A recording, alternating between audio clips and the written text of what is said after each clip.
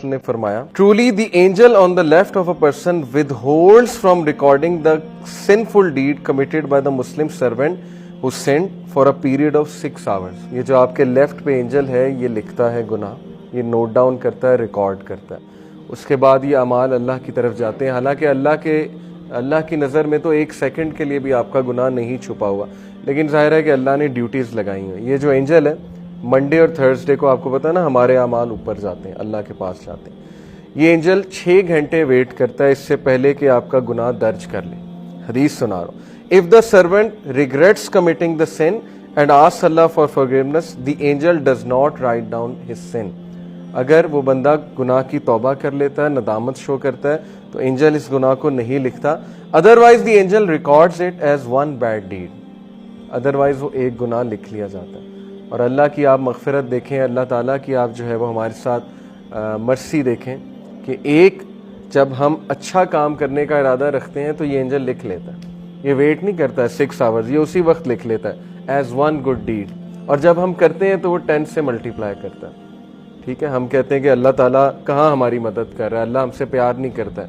अगर ये आपको प्यार नज़र नहीं आ रहा तो आई डोंट नो कि फिर प्यार क्या है अल्लाह का. और गुनाह के मामले में ये है कि 6 घंटे वेट करता है जब इंसान जो है गुनाह करता है. हैविंग सेड इट, कुछ कबीरा गुनाह होते हैं, ज़ाहिर है मर्डर कर दिया किसी ने किसी को, ये वहाँ नहीं 6 घंटे वेट हो रहा. ज़ाहिर है कि मर्डर की फिर एक वो सज़ा भी है.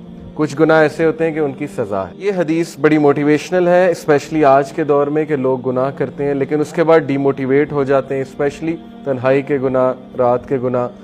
लेकिन ये हदीस हमेशा याद रखें अपने आप को मोटिवेट करने के लिए. स्पेशली एक और हदीस इसके ज़ुमरे में, कि रसूलुल्लाह सल्लल्लाहु अलैहि वसल्लम ने फरमाया, follow a bad deed by a good deed, follow an evil deed by a good deed, it will wipe out the bad deed. कभी भी इतना डीमोटिवेट ना हो, कभी भी इतना गिव अप ना करें गुनाह करके कि आप खड़े ही ना हो सकें. ठीक है, फौरन से तौबा करें, फौरन से वापस आ जाएं, फौरन से जो है वो अल्लाह से बात करें, फौरन से कोई अच्छा अमल करने की कोशिश करें, कि वुज़ू करें, 2 नफल पढ़ लें.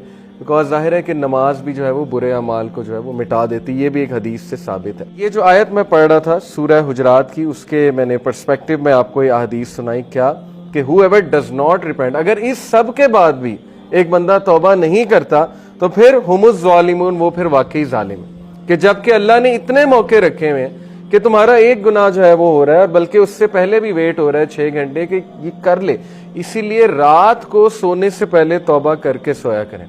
ये कितनी डेंजरस चीज़ है कि आप रात को गुनाह करके सो जाएं और उसके बाद आपकी मौत हो जाए और आपको जो है वो जाग ही ना आए. यानी ज़ाहिर है 6-7 घंटे तो बंदा सोता है, यानी इसकी तौबा ही नहीं हुई. जो गुनाह वो करके सोया फिर उसी में इंसान की मौत आ गई. तो ये बहुत डेंजरस बात है. इसलिए जब भी गुनाह हुआ तो उसको फौरन से माफ़ी